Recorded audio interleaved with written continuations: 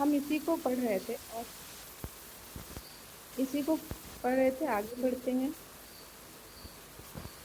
हमने अर्थ पढ़ा, परिभाषा पढ़ी, उसकी प्रकृति पढ़ी, मूल नैतिकता चरित्र के विषय में जाना, मूल्यों के विकास में शिक्षक की क्या भूमिका होती है इसका विस्तार से अध्ययन किया था।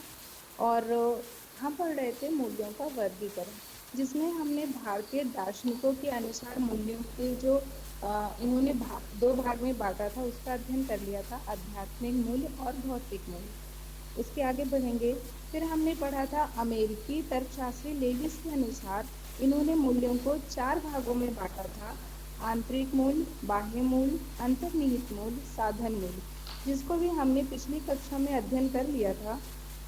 अब आगे बढ़ते हैं, यहाँ से शुरू करते हैं।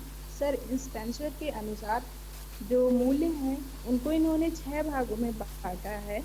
तो एक एक करके हम इनके मूल्यों का अध्ययन करेंगे, उसके विषय में जानेंगे। तो इनका जो पहला है वो है सैद्धांतिक मूल्य। तो सैद्धांतिक मूल्य क्या होते हैं? सैद्धांतिक मूल्यों से उनका तात्पर्य ऐसे मूल्यों से है जो व्यक्ति जीवन के मूल सिद्धांतों के रूप में धारण करता है और जिनके आधार पर वह अन्य मूल्यों का चयन करता है। अ, आज अगर आवाज में थोड़ी अगर स्लो आ रही हो तो उसके लिए सॉरी, एक्चुअली तबीयत ठीक नहीं है, रात में सर दर्द और उल्टियाँ बहुत हुई, इसकी वजह से हो सकता है, तो उसके लिए क्षमा चाहूंगी। तो सैद्धांतिक मूल्य, इन्होंने कहा कि सैद्धांतिक मूल्यों से उनका तात्पर्य उन मूल्यों से है जो व्यक्ति जीवन के मूल सिद्धांतों के रूप में धारण करता है और जिनके आधार पर वह अन्य मूल्यों का चयन करता है। मतलब कि व्यक्ति के अपने अपने अलग जो मूल्य होते हैं, ये कह लें कि प्रिंसिपल्स जो वो बना के चलते हैं, वो उनके सैद्धांतिक मूल्य होते हैं। हमने कई बार लोगों को कहते सुना है कि ये हमारे हमने अपने ये प्रिंसिपल्स बना लिए हैं और हम अपने प्रिंसिपल को क्रॉस नहीं करेंगे या हम उसके विपरीत कार्य नहीं करेंगे। तो ऐसे मूल्य हमारे सैद्धांतिक मूल्यों में आते हैं। जैसे अगर किसी का है कि नहीं, एक वो कहते हैं ना कि प्राण जाए पर वचन न जाए। तो ऐसा है कि लोग ऐसे प्रिंसिपल बना लेते हैं कि जो हमने कहा है उसको हम जरूर ही करेंगे। और उनको वो जो वचन देते हैं या वो जो कहने के लिए बोलते हैं या ऐसे जो काम वो करने की कहते हैं ना कि दृढ़ प्रतिज्ञा करते हैं, उन कार्यों के लिए वो अपना मतलब अंतिम सांस तक प्रयत्नरत रहते हैं उन कार्यों को पूरा करने के लिए। ऐसे कार्यों को पूरा करने के लिए वो अपना एड़ी चोटी का जोड़ लगा देते हैं और उसको फिर किसी भी हद तक संपूर्ण करते हैं। ऐसे ही मूल्य हमारे सैद्धांतिक मूल्यों में आते हैं। अगला इनका जो है वो है आर्थिक मूल्य, यानी इकोनॉमिक वैल्यू। आर्थिक मूल्यों से उनका तात्पर्य ऐसे मूल्यों से है था जो व्यक्ति का आर्थिक क्षेत्र में दिशा निर्देशन करता है। और उनका अगला बिंदु है सौंदर्य बोधात्मक मूल्य, जिसमें इन्होंने बताया है कि सौंदर्य बोधात्मक मूल्य से उनका जो तात्पर्य था वो ऐसे मूल्यों से था जो सौंदर्य बोध के क्षेत्र एवं क्रियाओं के चयन में मदद करते हैं। और जो इनका अगला बिंदु है वो है सामाजिक मूल्य, जिसमें इन्होंने सामाजिक मूल्यों से क्या बताया कि व्यक्ति जो व्यवहार करता है, यानी ये कह लें सामाजिक व्यवहार को निर्देशित करते हैं, ऐसे मूल सामाजिक मूल्य के अंतर्गत इन्होंने रखा है। अ,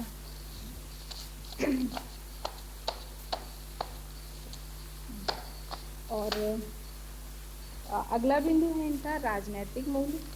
राजनैतिक मूल्यों से इनका तात्पर्य ऐसे मूल्यों से है जो राजनीतिक व्यवहार को निर्देशित करते हैं। हमने आगे भी सामाजिक मूल्य और राजनीतिक मूल्यों को पढ़ा था और उसमें हमने उसके उदाहरण भी प्रस्तुत किए थे।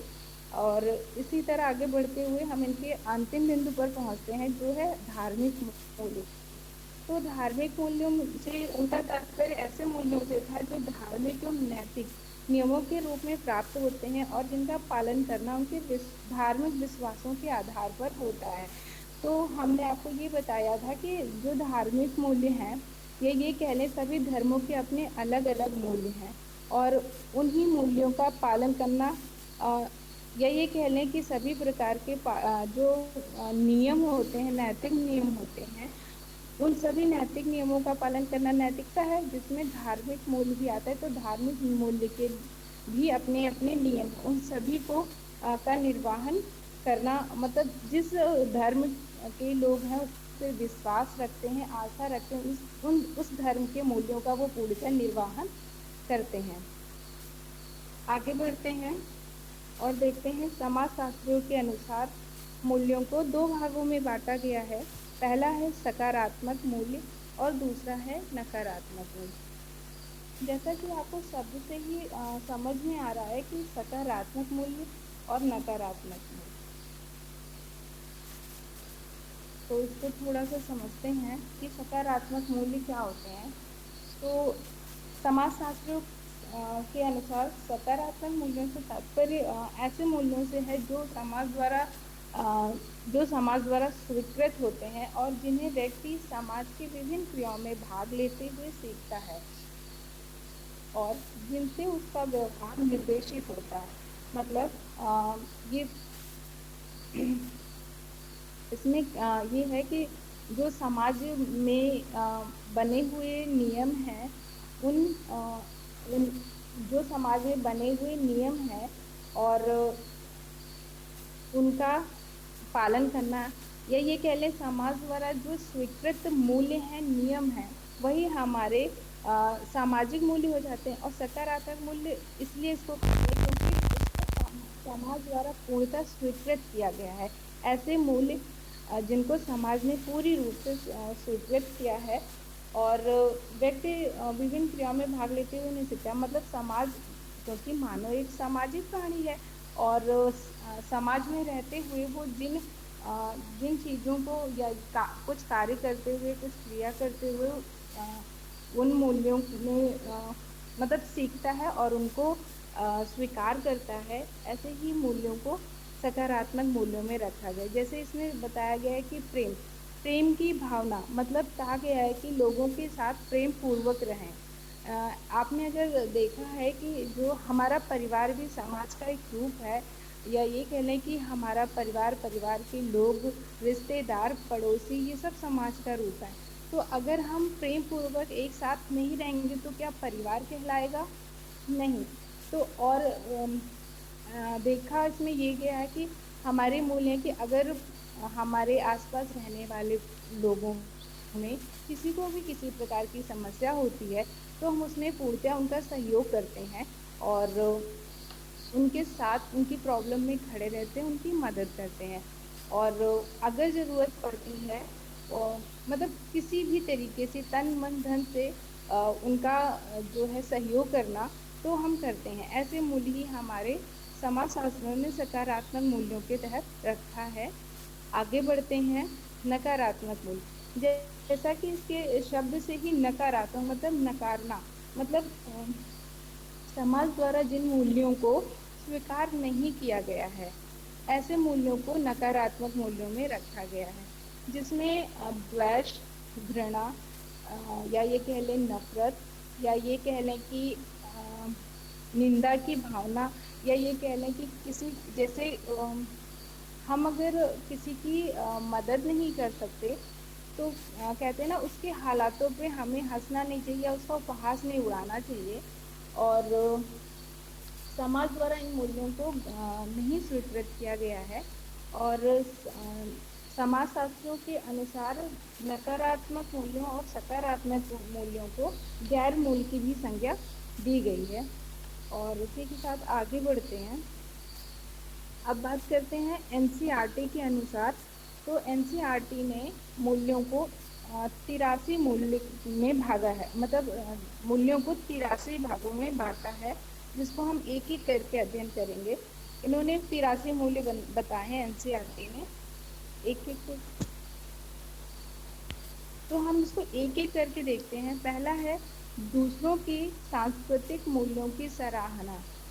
मतलब अपने मूल्यों मतलब जो हम अपने हमारे सभी अगर आप भारत में देखें तो भारत एक संस्कृति प्रधान देश है, तो हम अगर अपनी संस्कृति के मूल्यों की सराहना करते हैं, तो एनसीईआरटी ये कह रहा है कि हमें दूसरों की संस्कृतियों की भी सराहना करनी चाहिए। और इसके बाद इनका अगला बिंदु अस्पृश्यता का विरोध। इन्होंने अस्पृश्यता का विरोध का मूल्य बताया है।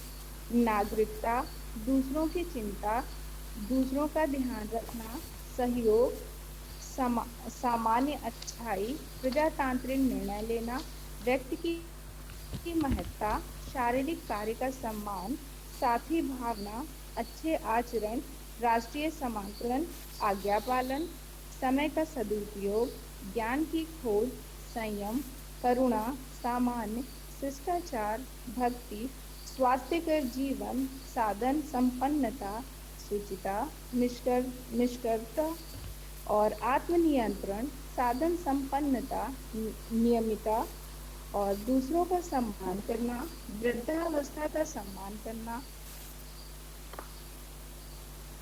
सादा जीवन, सामाजिक न्याय, स्वानुशासन, स्वसहायता, स्वसम्मान, आत्मविश्वास, स्वसमर्थन, स्वाध्याय, आत्मनियंत्रण, समाज सेवा, मानव जाति की एकात्मकता, अच्छे बुरे में विभेद का भाव, सामाजिक उत्तरदायित्व का भाव, स्वच्छता, साहस, जिज्ञासा, धर्म, अनुशासन, सहनशीलता, समानता, भिन्नता, वफादारी, स्वतंत्रता, दूरदर्शिता, सज्जनता, कृतज्ञता, ईमानदारी, सहायता, मानवतावाद, न्याय। और आगे बढ़ते हुए देखते हैं सत्यता, सहिष्णुता, सार्वभौमिक सत्य, सार्वभौमिक प्रेम, राष्ट्रीय व जन संपत्ति का महत्व, पहल, दयालुता, जीवों के प्रति दया, धर्म प्रणायता, नेतृत्व, राष्ट्रीय एकता, राष्ट्रीय चेतना, अहिंसा, शांति, देशभक्ति, समाजवाद, सहानुभूति, धर्मनिरपेक्षता, रक्षा का भावना, दल भावना, समय की पाबंदी, दल कार्य और राष्ट्रीय कार्य। इस प्रकार एनसीईआरटी ने मूल्यों को 83 भागों में बांटा है, जो इस प्रकार थे। आगे बढ़ते हैं। अब यहाँ पर आता है पहला अध्याय हमारा खत्म हुआ मूल्यों के वर्गीकरण के साथ। जो दूसरा अध्याय है उसमें हम पढ़ेंगे वैल्यू एजुकेशन, यानी मूल्य शिक्षा। तो इसके कंटेंट हमने देख लिए थे, उसके आधार पर आगे बढ़ते हैं, जिसमें हमारा पहला बिंदु है मूल्य शिक्षा का अर्थ। तो पहले हमने पढ़ा था मूल्य, अब हम पढ़ेंगे मूल्य शिक्षा। तो इसमें हम सबसे पहले देखेंगे मूल्य शिक्षा का अर्थ क्या है। तो मूल्य शिक्षा का अभिप्राय शिक्षा के उन उद्देश्यों से होता है जिसमें व्यक्ति के सामाजिक, नैतिक, सौंदर्यगत एवं आध्यात्मिक विकास का समावेश हो, जो व्यक्ति के विशिष्ट सामाजिक, सांस्कृतिक एवं आध्यात्मिक संदर्भ से जुड़ी हो, जिसमें विश्वसनीयता व शाश्वत मूल्य निहित हों। हाँ, तो मूल्य शिक्षा का मूल शिक्षा का अभिप्राय शिक्षा के उस उद्देश्य होता है जिसमें व्यक्ति का जो सामाजिक, नैतिक, सौंदर्यगत, आध्यात्मिक विकास का जो समावेश हो, व्यक्ति के विशिष्ट। अगर हम इधर इसको सरल शब्दों में समझे तो मूल शिक्षा क्या है, कि मूल शिक्षा की आवश्यकता क्यों पड़ी वो आगे देखेंगे, लेकिन अभी यहाँ पर मूल शिक्षा का अर्थ क्या है, जैसा कि ये पढ़ा तो उसके अनुसार हम जिसमें विश्वास कर सकें। मतलब ऐसे जो मूल्य हैं उनकी अगर हमें जो शिक्षा दी जा रही है, या ये कह लें कि मूल शिक्षा का जो प्रॉपर मीनिंग है या अर्थ है या इसकी उपयोगिता क्या है, मतलब ऐसी मूल्य या ऐसी मूल शिक्षा जिसके द्वारा या जिसके माध्यम से हम अपने मूल्यों पर विश्वास करें, जो हमारे सामाजिक, धार्मिक, राजनीतिक, आध्यात्मिक, मानवीय और सांस्कृतिक, मतलब राष्ट्रीय मूल्य, ये सारे जो मूल्य हैं इन पर हम जब पूर्णतः विश्वास कर सके, पहले तो हम उन्हें जानें और उन पर जब पूर्णतः विश्वास कर सकें और ऐसे मूल्यों वो मतलब पेशेवर शास्त्र के साथ मूल्य निहित होते हैं, मतलब हमें पूर्णतः विश्वास कराया जाता है और उनका पालन कैसे किया जाए इस पर भी ध्यान दिया जाता है। और आगे बढ़ते हैं और देखते हैं कि अतः अपने वास्तविक रूप में शिक्षा की आत्मा, ये कहा गया है कि जो मूल्य है वो वास्तव में वास्तविक रूप में शिक्षा की आत्मा है। थोड़ा सा इसको और समझेंगे कि मूल्य शिक्षा का अर्थ के बारे में थोड़ा सा और समझेंगे और जानेंगे कि जो मूल शिक्षा है, देखिए पहले तो ये था कि जो मूल्य है वो अमूर्त संप्रत्यय कहे जाते हैं, ठीक है, जो मनुष्य की भावनात्मक पक्ष से संबंधित होते हैं। तो जो अमूल संप्रत्यय हैं उन्हीं के आधार पर ही जो शिक्षा का प्रावधान किया गया है, उसके आधार पर ही मूल शिक्षा देने का प्रावधान किया गया है।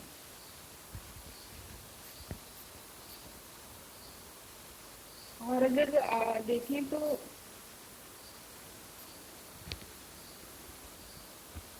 साधारणतया जो मूल शिक्षा का अभिप्राय मतलब इसमें जो दिया गया है उसी के आधार पर होता है। और आगे बढ़ के इसकी परिभाषा से को मतलब इसकी परिभाषा देखते हैं, उससे इसका अर्थ और अच्छे से स्पष्ट होगा। तो जो पहली परिभाषा है वो है प्रसिद्ध शिक्षा शास्त्री ब्रेवेकर के अनुसार। उन्होंने कहा है कि किसी भी शिक्षा के उद्देश्यों को बताना उसके शैक्षिक मूल्यों को बताना है। मतलब जो मूल शिक्षा है उसका जो दायित्व है वो शैक्षिक मूल्यों को बताना है, उसका जो मेन उद्देश्य है वो शैक्षिक मूल्यों को बताना है। और उन्होंने जो प्रसिद्ध दार्शनिक एवं शिक्षा शास्त्री डॉक्टर राधा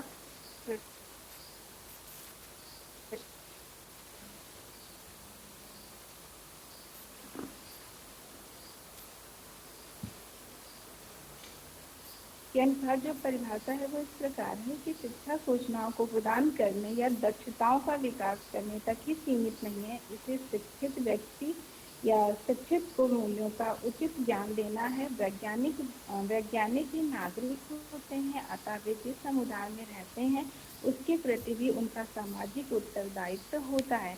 देखिए, अगर हम इसको साधारणतया भाषा में समझना चाहें तो यहाँ पर सीधे से ये है कि हम जिस भी क्षेत्र में हैं, जो भी कार्य कर रहे हैं, वहाँ पर जो मूल्य है या जो नैतिक नियम है उनका अगर हम निर्वाहन नहीं करते तो ऐसे हमारे जो मूल्य हैं उस मतलब अ, वो उनका कोई औचित्य नहीं होगा। और हम जिस क्षेत्र में रहते हैं, जो भी कार्य क्रियाकलाप करें या जो भी हमें कार्य सौंपे गए हैं उसका हम किस प्रकार से निर्वाहन करते हैं कि या हम उनके प्रति अपने उत्तरदायित्व किस प्रकार निभाते हैं, इन सभी के आधार मतलब इन सभी जो हमारे मूल्य होते हैं वो इन सब पे आश्रित मतलब आश्रित कहना गलत होगा, या हमारे जो उत्तरदायित्व होते हैं हम उनका निर्वाहन करते हैं। मतलब मूल्य शिक्षा हमें यह बताती है कि बेशक हम वो कार्य कर रहे हैं लेकिन हम उसका किस प्रकार से अपने उत्तरदायित्व को वहां पर निर्वाहन कर रहे हैं, हम उनकी नैतिक मूल्यों को का पालन कर रहे हैं या नहीं कर रहे हैं। अगर हम नैतिक मूल्यों का पालन करते हुए अपने कार्य का निर्वाहन करते हैं तो वहां पर वहां पर जो ये मूल शिक्षा है उसका तो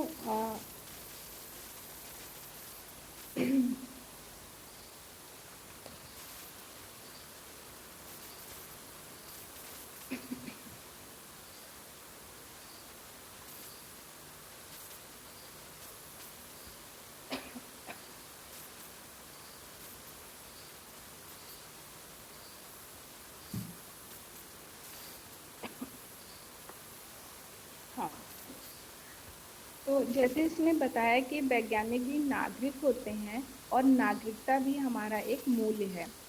लेकिन इन्होंने ये भी कहा कि अतः वे जिस समुदाय में रहते हैं उसके प्रति उनका सामाजिक उत्तरदायित्व होता है। तो उन उत्तरदायित्वों का निर्वहन हम किस प्रकार से करते हैं ये हमारे मूल्य ही हमें बताते हैं। आगे बढ़ते हैं और देखते हैं मूल्य परक शिक्षा की अवधारणा।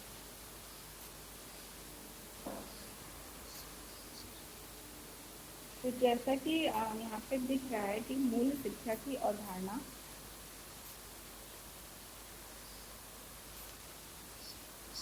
कि मूल उपरोक्त शिक्षा से तात्पर्य उस शिक्षा से है जिसमें हमारे नैतिक, सामाजिक, सांस्कृतिक एवं आध्यात्मिक मूल्य समाहित करने पर बल दिया जाता है, जिससे उनका संतुलन और सर्वतोमुखी विकास हो सके। मतलब जो मूल शिक्षा है या मूल परक शिक्षा है वह ऐसी शिक्षा है जो हमारे नैतिक, सामाजिक, सांस्कृतिक, आध्यात्मिक मूल्य उसमें समाहित होते हैं और मतलब जो संतुलित और मतलब वो संपूर्ण रूप से इनका विकास कर सके, ऐसी शिक्षा होती है। तो इसका कॉन्सेप्ट ये है। और इसको थोड़ा सा आगे देखते हैं कि जो मूल्य परक शिक्षा है वो परंपरागत रूप से प्रचलित धार्मिक शिक्षा, नैतिक शिक्षा आदि से भिन्न कही जा सकती है, जो कि अमुक कार्य करो यानी डूज और अम, अमुक कार्य मत करो यानी डोंट की व्याख्या नहीं करती। मतलब कि ये कार्य कीजिए और ये कार्य मत कीजिए, और इसकी व्याख्या नहीं करती, बल्कि यह वह अवस्था या विश्वास है कि कुछ कार्य बुरे हैं और जिन कार्यों को नहीं करना चाहिए, और इन कार्यों के पीछे निहित सद्गुणों पर बल देते हैं। जो हमारे कार्य हैं उसके जो सद्गुण हैं उस पर मूल परक शिक्षा बल देती है।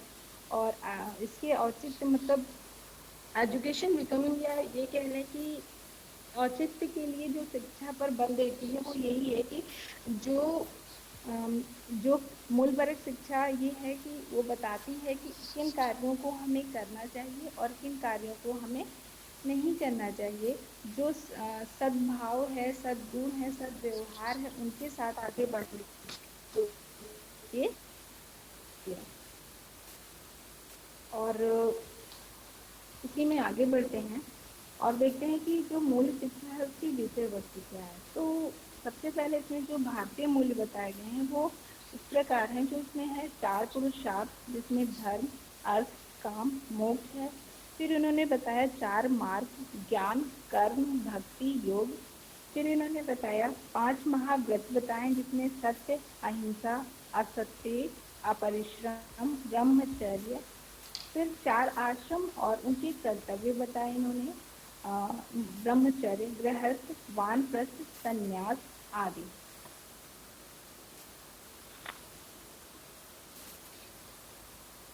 इसके बाद इसमें कुछ चीजें और ऐड की गई हैं, या बोले कि मूल्यों में भारतीय मूल्य के बाद मानवीय मूल्य हैं, जिसमें इन्होंने बताया मानवीय मूल्य क्या होते हैं।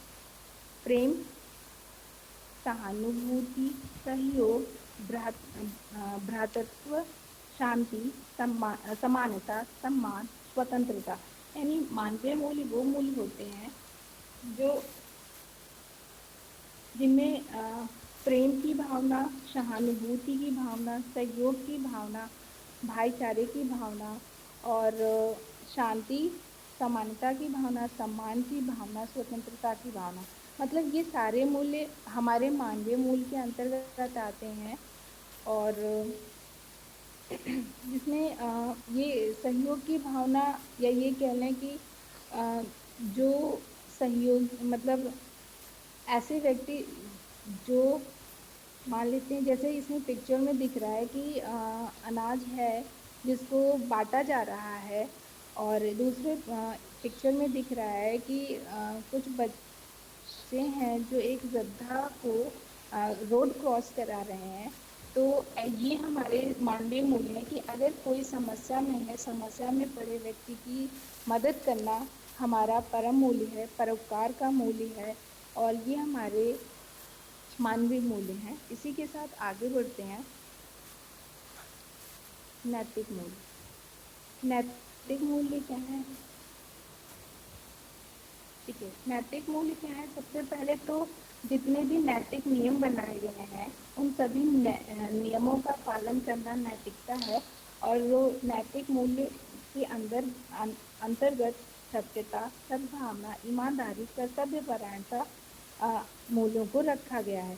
मतलब हमें हमें सत्य, मतलब कहते हैं ना कि सदा सत्य बोलो, और सद्भावना के साथ अपना कार्य का निर्वहन करिए, ईमानदार रहिए, अपने कार्य के प्रति परायण मतलब कर्तव्य परायण रहिए। जो भी कार्य आपको दिया गया है या जो भी कर्तव्य आपके हैं उसका पूर्णतया निर्वहन कीजिए। ये हमारे सारे नैतिक मूल्य हैं। अगले, धार्मिक मूल्य।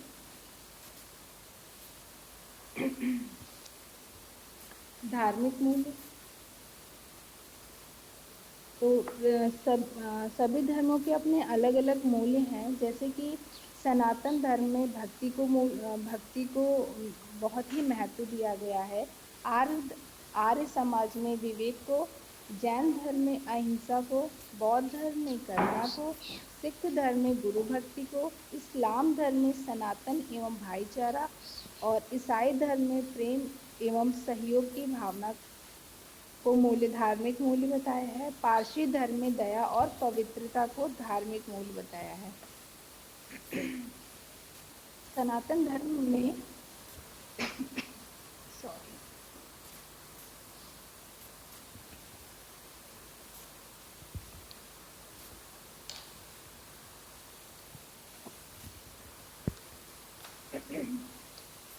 सनातन धर्म में मेन धर्म उन्होंने मूल्य बताया है। जो धार्मिक मूल्य है उनका वो भक्ति है। ईश्वर को वो बहुत मानते थे और वो पूर्णतया अपने ईश्वर में भक्तिहीन रहते थे। उन्होंने इसीलिए भक्ति को ही धार्मिक मूल बताया है। और आर्य समाज में विवेक को धार्मिक मूल बताया है। जैन धर्म में अहिंसा को बताया। उसमें ये कहा गया है कि चाहे वो पशु हो, कोई व्यक्ति हो, किसी पे भी हिंसा नहीं करनी है। अहिंसा पूर्वक जीवन को ही उन्होंने धर्म बताया है। बौद्ध धर्म में करुणा को करुणा का मतलब दया की मतलब दया के भाव को रखा है। और सिख धर्म में गुरु भक्ति को, वो अपने गुरु को सर्वमान्य मानते थे और उन्होंने गुरु भक्ति को अपना धार्मिक मूल्य बताया है। इसी तरह इस्लाम धर्म में सनातन एवं भाईचारा को, भ्रातृत्व के प्रेम की और में प्रेम और आगे बढ़ते हैं।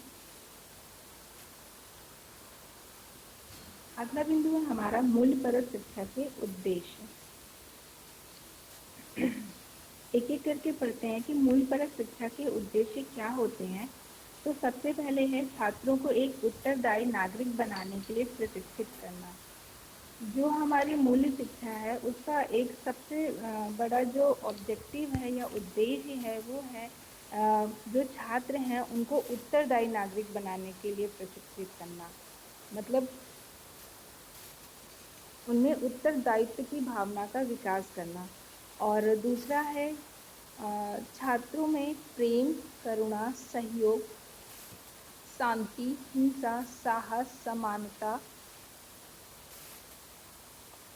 बंधुत्व, श्रम, गरिमा, वैज्ञानिक दृष्टिकोण, विविधीकरण की शक्ति आदि मौलिक गुणों का विकास करना। यहाँ पर ये हिंसा लिखा हुआ है, इसको ये अहिंसा होगा। तो छात्रों में प्रेम की भावना का विकास करना, करुणा की भावना का विकास करना, सहयोग, शांति, अहिंसा, साहस, समानता, बंधुत्व, श्रम, गरिमा और इन सब की भावना का विकास करना। साथ ही ये भी बताया गया कि जो वैज्ञानिक दृष्टिकोण है उसके आधार पर चीज़ों को विविधीकरण की मतलब चीज़ों में विभेद कर सकें और उनमें और भी मौलिक गुणों का विकास करना ही मूल्यपरक शिक्षा का उद्देश्य होता है। अगला बिंदु है स्वयं एवं अपने साथियों तथा सहयोगियों के प्रति सहानुभूति एवं सहयोग की भावना रखना। जैसे पहले बिंदु में भी था सहयोग की भावना, समानता की भावना, उसी तरह इसमें भी बताया गया कि जो छात्र हैं उनके जो साथी बंधु हैं उनके प्रति सहानुभूति और सहयोग की भावना विकसित करना, ताकि वो अपने साथियों के साथ अन्य का भी सहयोग कर सके, जिससे उनमें मेन इसका ये उद्देश्य था कि जो छात्र हैं उनमें सहयोग की भावना और सहानुभूति की भावना का विकास करना। और अगला बिंदु है राष्ट्रीय एवं अंतर्राष्ट्रीय स्तर पर सहयोग व सम्मान की भावना रखना।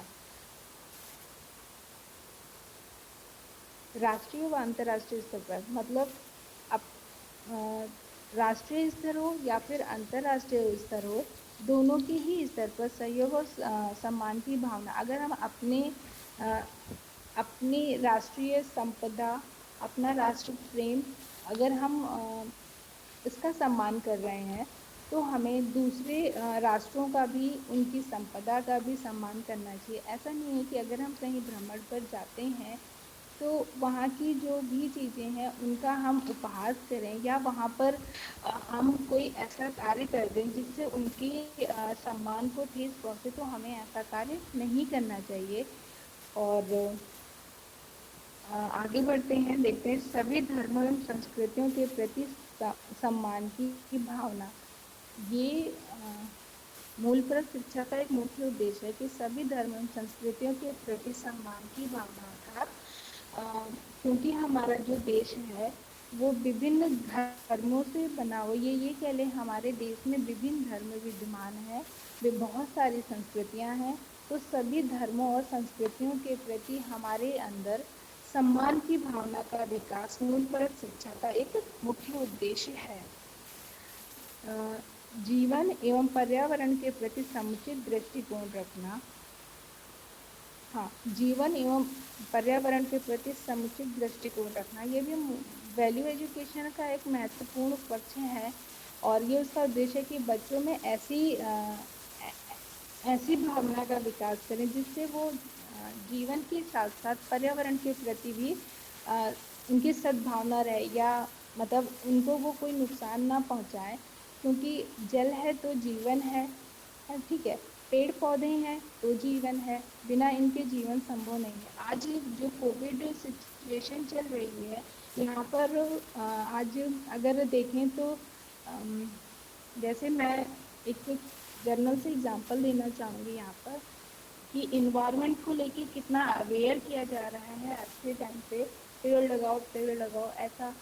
और ऐसा इसीलिए है क्योंकि अभी अगर देखा जाए जो पिछला लॉकडाउन हुआ था उसका उसके बाद का जो दृश्य था, और उसके बाद जब लॉकडाउन खुला उसके बाद का जो दृश्य था, और पुनः फिर से जब लॉकडाउन लगा तब क्या दृश्य था, और अभी जब लॉकडाउन खुला है तभी क्या दृश्य, थोड़ा सा इसमें अंतर जानेंगे।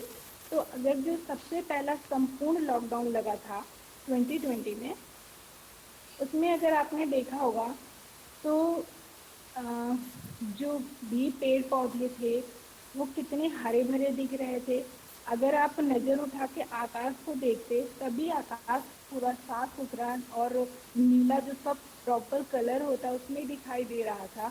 लेकिन जब ये लॉकडाउन ओपन हुआ है, लॉकडाउन खुला है, तब की बात का जो दृश्य है वो उसके बिल्कुल विपरीत है, और आसमान का रंग भी प्रॉपर वैसा नहीं है।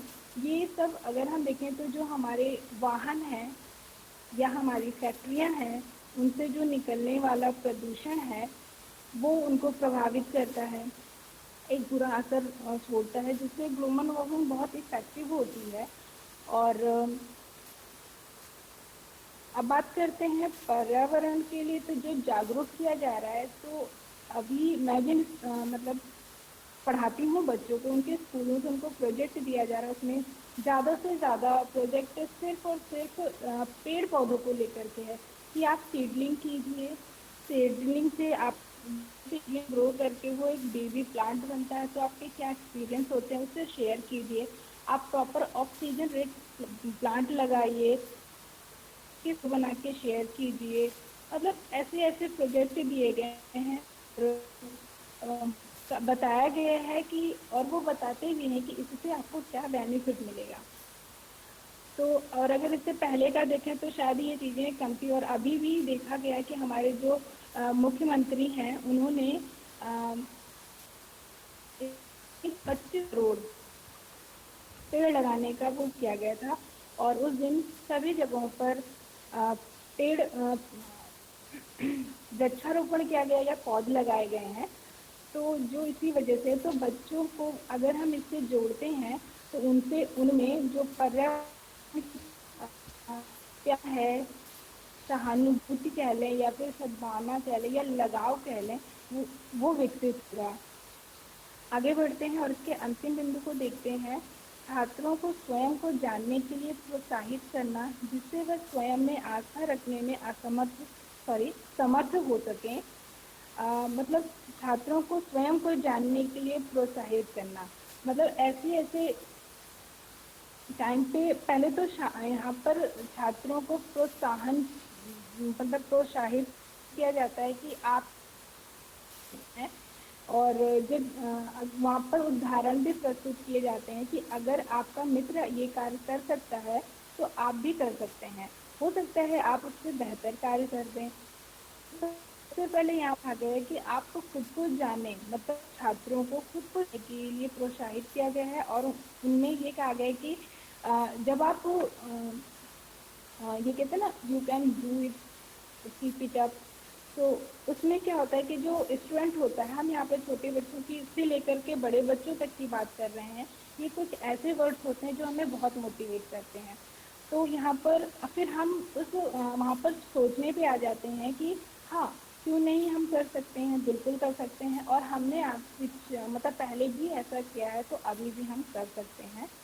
और इस तरीके से छात्रों में प्रोत्साहन का विकास होता है, उनको स्वयं मतलब जो वो खुद क्या है ये जानने में सहायता मिलती है। आगे बढ़ते हैं। अब जानते हैं कि मूल शिक्षा के शैक्षिक सिद्धांत क्या है। तो एक एक करके इनको पढ़ेंगे।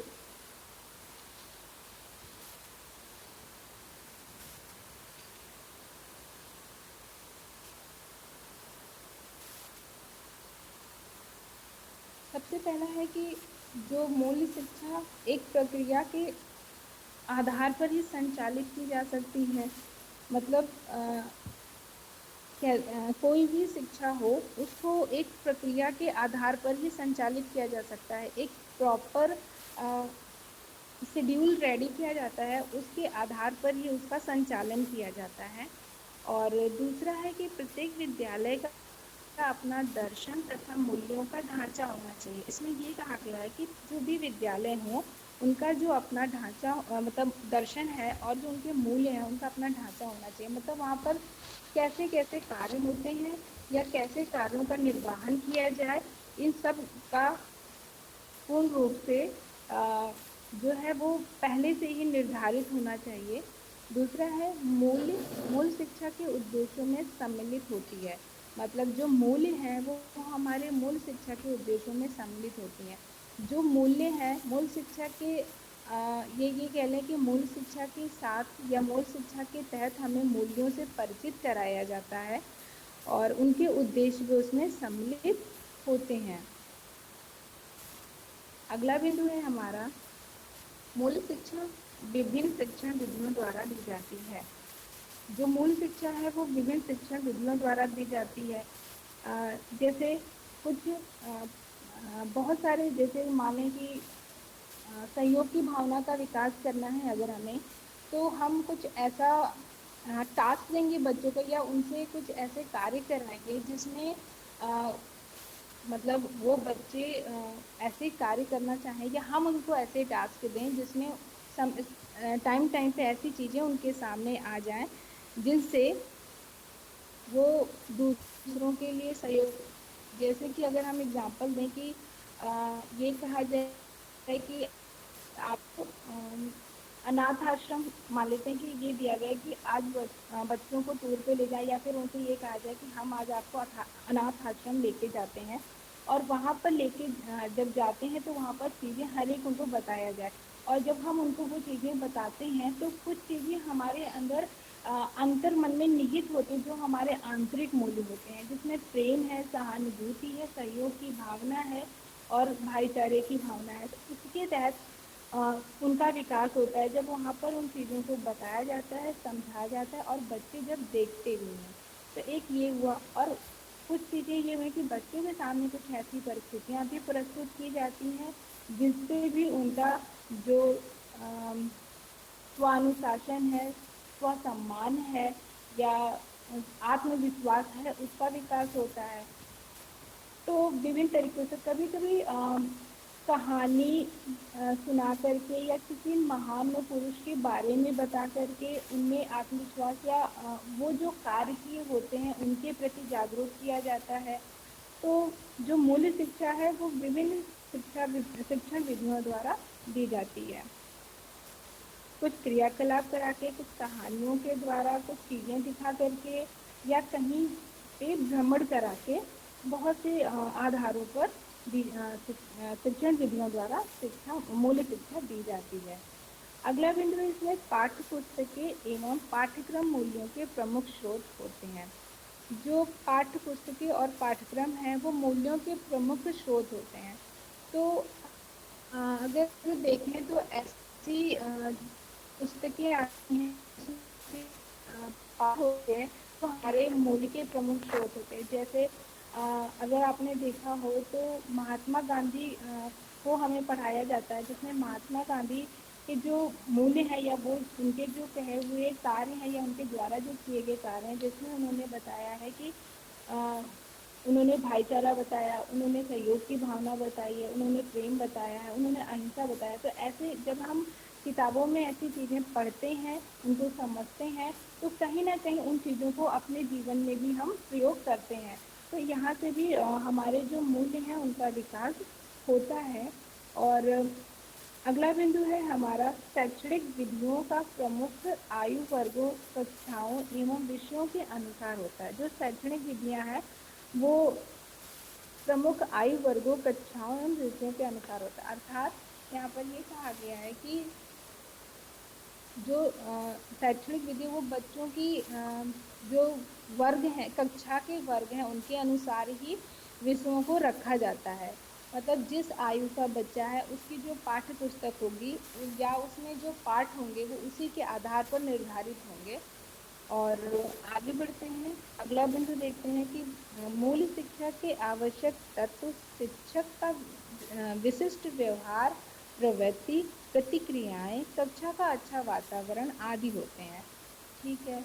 इसका जो आवश्यक तत्व है इसमें सीधे स्पष्ट हो रहा है कि जो शिक्षक का विशिष्ट व्यवहार, प्रवृत्ति, प्रतिक्रियाएं और कक्षा का वातावरण भी मूल शिक्षा के आवश्यक तत्व होते हैं। और आगे बढ़े, अगला बिंदु देखें कि मूल्य शिक्षा मनुष्य के संपूर्ण व्यक्तित्व अर्थात संज्ञानात्मक, भावनात्मक एवं क्रियात्मकता के से संबंधित होती है। ये मनुष्य के जो मेन 3 पक्ष होते हैं जीवन के संपूर्ण, मतलब वो हमें जो टच करते हैं उनसे ये पूर्णतः संबंधित होती है, जो हमारे संज्ञान से, भाव से और हमारे क्रियाकलापों से संबंधित होती है। आगे बढ़ते हैं, या इसमें ये कह लें कि मूल शिक्षा में शिक्षा कार्य मानवीय पक्ष को केंद्र में रखकर भी किया जाता है। या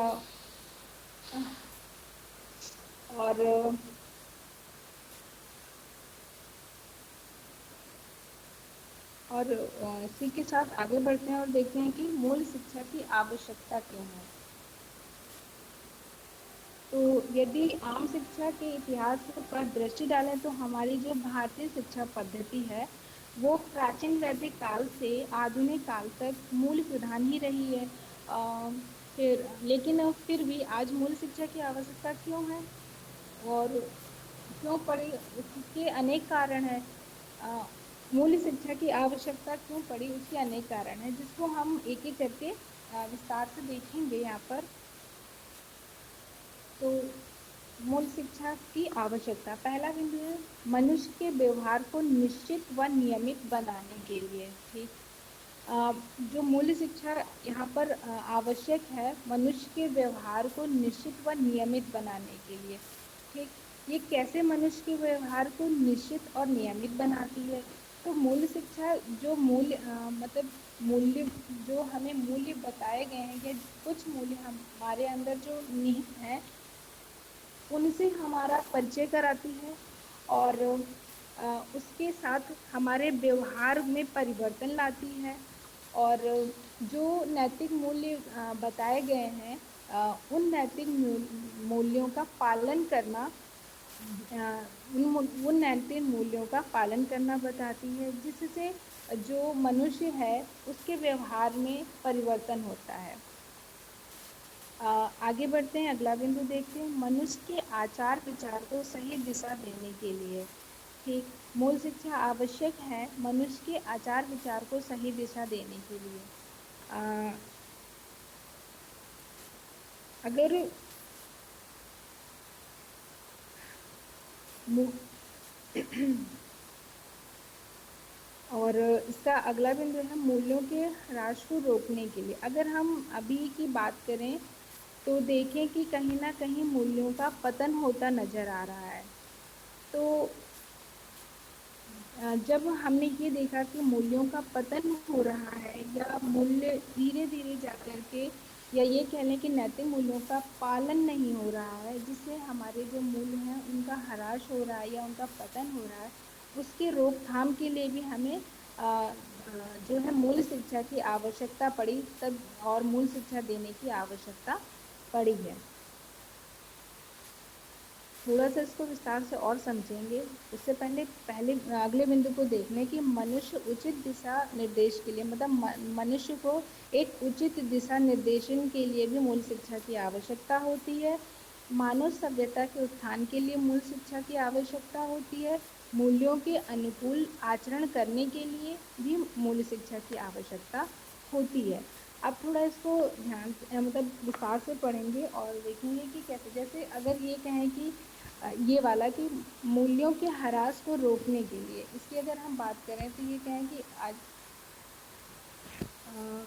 जो हमारे देश में ही नहीं, पूरे ही संसार में मूल्यों में ह्रास हो रहा है। मतलब किसी भी देश की बात करें, किसी भी जगह की बात करें, तो देखें कि मूल्यों का पतन होता दिखाई दे रहा है। मूल्य में ह्रास का अर्थ है कि समाज द्वारा स्वीकृत जो आदर्श हैं, मानदंड हैं, कि वो अपने अंतःकरण में ना उतारने और उनके अनुसार आचरण ना करना। मतलब जो भी हमारे मानदंड बताए गए हैं, जो हमारे नैतिक नियम बताए गए हैं, उनको हम स्वीकार नहीं करते, उनको हम अपनाते नहीं हैं, या उनके अनुसार आचरण नहीं करते हैं, जिससे मूल्यों का ह्रास होता है। और ये भी देखा गया है कि मतलब अगर हम बात करें हमारे देश की, तो अजीब स्थिति है, जैसे कि हम पुराने मूल्य छोड़ते जा रहे हैं।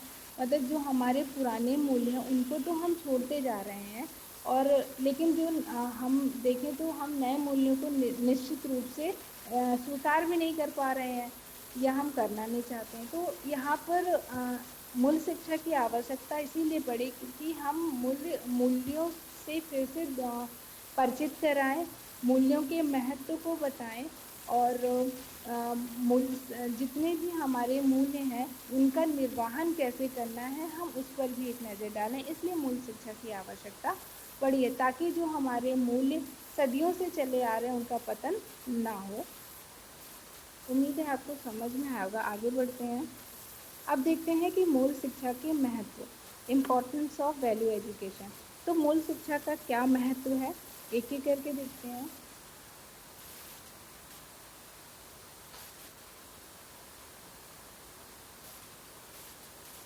सबसे पहला बिंदु है इसका नैतिकता का विकास। मूल शिक्षा का एक बहुत बड़ा महत्व है कि वो नैतिकता का विकास करता है। नैतिकता का विकास कैसे करता है, जैसे अभी हमने बताया कि अ, हम मूल्यों का पतन होता जा रहा है, तो मूल शिक्षा की आवश्यकता पड़ी, उससे हमें अवेयर कराया।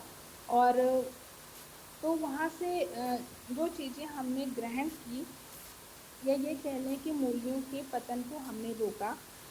और तो हाँ, अब यहाँ बात करते हैं नैतिकता के विकास की। तो नैतिकता का विकास ये है कि जो भी हमारे नैतिक नियम है उनका हमें किस प्रकार से पालन करना है, वो नैतिकता है। मूल शिक्षा हमें बताती है कि हमें नैतिक नियमों का पालन कैसे करना है, कैसे करना है, समय समय पर हमें उससे अवगत कराती रहती है। दूसरा, धार्मिक, सामाजिक तथा मानवीय मूल्यों का विकास। मूल शिक्षा का एक बहुत बड़ा महत्व है जो हमें अपने धार्मिक मूल्यों से अवगत कराती है, सामाजिक मूल्यों से अवगत कराती है, मानवीय मूल्यों से अवगत कराती है और कठिन परिस्थितियों में सही निर्णय लेने में भी सहायक है। मूल शिक्षा हमें इस योग्य बनाती है कि हम अपनी विषम परिस्थितियों में एक सही निर्णय ले सके कि जो हमारे लिए सही है या जो हमारे समाज के लिए सही है, हम वो निर्णय ले सकें। इस लायक हमें बनाते हैं या मतलब हमें वो क्षमता विकसित करती है कि हम सही निर्णय ले सकें। इसका अगला बिंदु है जिज्ञासा जानना, मूल्यों और हितों को जिज्ञासा जानना, मूल्यों और हितों को विकसित करना। मूल शिक्षा का एक महत्व यह है कि हमें जिज्ञासा जगाती है और जिससे हम मूल्य और हितों को जान सकें, उससे अवेयर हो सकें और जिन पक्षों से हम पूर्णतया अपरिचित हैं उनसे परिचित हो सकें। और इसका अगला बिंदु है दैनिक जीवन में कौशल व व्यक्तित्व के सभी पड़ाव को समझना। मूल्य शिक्षा हमारे दैनिक जीवन में जो कौशल हैं और व्यक्तित्व के जो सभी पड़ाव हैं उनको भी समझने में हमें सक्षम बनाती है। और इसका अगला बिंदु है लोकतांत्रिक तरीके से जीवन यापन करने की योग्यता का विकास। अ, मूल्य शिक्षा के तहत ये भी बताया जाता है कि जो लोकतांत्रिक जीवन है या ये कह लें कि लोकतांत्रिक तरीके से जीवन यापन मतलब हम कैसे अपना जीवन यापन करें कि हमारे आसपास के लोगों को भी किसी प्रकार की कोई समस्या ना हो हमसे या हमारे द्वारा किए गए कार्यों से। दूसरा बिंदु है संस्कृति की समझ व महत्वपूर्ण तथ्यों की समझ का विकास करना। इसमें ये है कि जो संस्कृति हमारी जो संस्कृति है उसकी पूर्णतया समझ हमें विकसित हो और जो उसके महत्वपूर्ण तथ्य हैं उसकी भी समझ हमें विकसित हो। तो मूल शिक्षा हमें उसकी समझ को विकास करने में मदद करती है। और इसका अंतिम बिंदु है राष्ट्र प्रेम की भावना का विकास। मूल शिक्षा हमारे अंदर राष्ट्र प्रेम की भावना का विकास करती है और इस प्रकार से मूल शिक्षा के महत्व को हमने समझा। और हमारा अध्याय यहाँ पे समाप्त हुआ। ये है संदर्भ ग्रंथ सूची जिससे हमने ये सारे कंटेंट लिए हैं और दैट्स ऑल, थैंक यू। अब अगर किसी की कोई क्वेरी हो तो वो पूछ सकता है।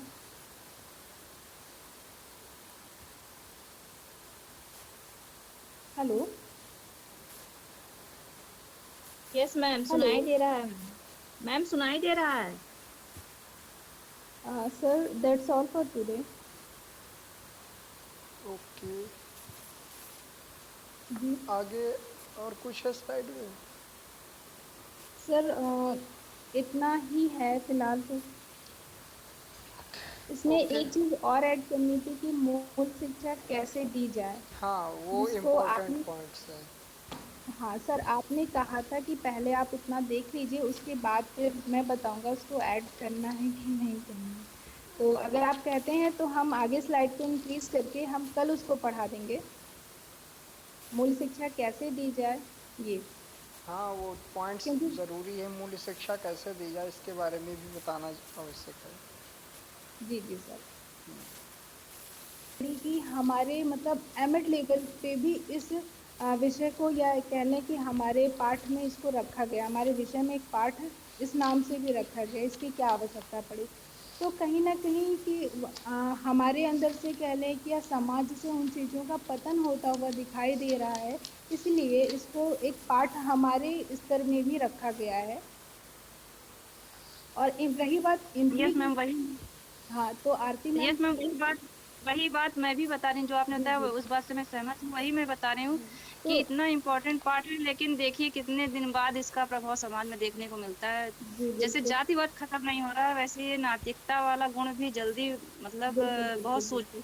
सोचनीय देखिए, हाँ विषय जी बना हुआ है। जी बिल्कुल आप सही कह रही हैं। तो अगर हम बात करें कि मूल शिक्षा की, तो ये देखिए, हमारे और आपके करने से नहीं होगा। अगर हम सब मिल करके अपने अपने को सुधार के चलेंगे, जो मूल्य शिक्षा की बात कही गई है, मूल्य शिक्षा में जिन मूल्यों को बताया गया है, वो चाहे नैतिक मूल्य हो, धार्मिक मूल्य हो, मानवीय मूल्य हो, मानव, सबसे मेन तो हमारा मानव मूल्य है। अगर हम मानव मूल्य का निर्वहन करते हैं तो मुझे नहीं लगता कि, अगर प्रत्येक व्यक्ति मानव मूल्यों का निर्वहन करेगा तो मूल्यों का पतन होगा। फिर तो नहीं होगा। तो हम ये किसी पे अगर ये सोचे कि मूल्य हम किसी पे थोप दें और उससे वो कार्य करा लें, तो ये संभव नहीं है। हमें सिर्फ उस तक ये चीजें पहुंचानी है, और उसका निर्वहन उसे कैसे करना है ये उसके मूल्य बताएंगे। और जैसे अगर आप देखें, जैसे हमने जब अभिवृत्ति पढ़ी थी उसमें भी ये बताया गया था। जब हमने मानसिक अभिवृत्ति पढ़ी थी तो उसमें देखा था ना कि सबके अलग अलग मानसिक स्तर होते हैं, सबकी सोच अलग अलग होती है। उसी के आधार पर उसका जो व्यक्तित्व होता है या उसका जो अभिवृत्ति होती है उसका विकास होता है ना। उसी तरीके से अगर हम अपने अपने मूल्यों को पहचान के उसका निर्वहन करते हैं तो कभी मूल्यों का पतन नहीं होगा। और शायद हमें इस स्तर पर आकर मूल शिक्षा पढ़ना भी ना पड़े। मैम मुझे शायद असमानता और क्या कहते हैं बेरोजगारी, धन की कमी, यह सब मूल्य पतन के ये भी कारण हैं। बिल्कुल क्योंकि मैम बिल्कुल जैसे बिल्कुल असमानता जब आ देश, जाती है तो जितना भी बिल्कुल मूल्यवान हो बेचारा दुखी होकर बिल्कुल, दूसरे जाति के लोग क्योंकि से लड़ने लगता है। उन उसमें वहां पर जो ये कह लें कि द्वेष भावना का भी विकास होने लगता है। फिर वो प्रेम नहीं देखता, फिर वहां पर द्वेष भावना के उसके अंदर विकास, फिर वो सकारात्मक पक्ष को ना दे करके नकारात्मक पक्ष की ओर बढ़ता है, जहां पर फिर उसके द्वारा किए गए जो कार्य होते हैं वो शायद उचित ना होकर के अनुचित होने लगते हैं, जिससे मूल्यों का पतन होने लगता है। तो ऐसे बहुत सारे कारण हैं जिसका, जो ये कह लें कि अगर अंत करना चाहे या इम्प्लीकेशन देखना चाहे तो एक समय के बाद ही दिखेगा। और जैसा आपने बोला जातिवाद को नहीं खत्म कर पाए, तो खत्म करना, किसी भी चीज को खत्म करना, पूर्णतया खत्म करना असंभव है। जी मैम, जी मैम, ये तो पूर्णतः सत्य है। आपने जो बात बताई, पूर्णतः किसी भी चीज को प्राप्त करना या मतलब यह कह दिया जाए पूरा समाज एकदम अच्छा हो जाएगा, किसी समय रहा ही नहीं है। जब सतयुग में नहीं रहा तो इस युग में क्या रहेगा। जी, भेदभाव की थैंक यू मैम। भावना तो आज से नहीं है, कब से चली आ रही है, प्राचीन काल से ही चली आ रही है। ठीक है। आज भी वो चीज है कि शक्तिशाली शक्तिशाली ही बना जा रहा है और जो निर्बल है वो निर्बल ही रह जा रहा है। उसके पीछे कहीं ना कहीं भेदभाव है। और तो भेदभाव वही करता है ना जिसमें मूल्यों का विकास नहीं होता। तो सर, हाँ क्लासेस ओवर ना। हाँ, ओके, ओवर। सर, तो मैं लेफ्ट कर जाऊं just because I am not feeling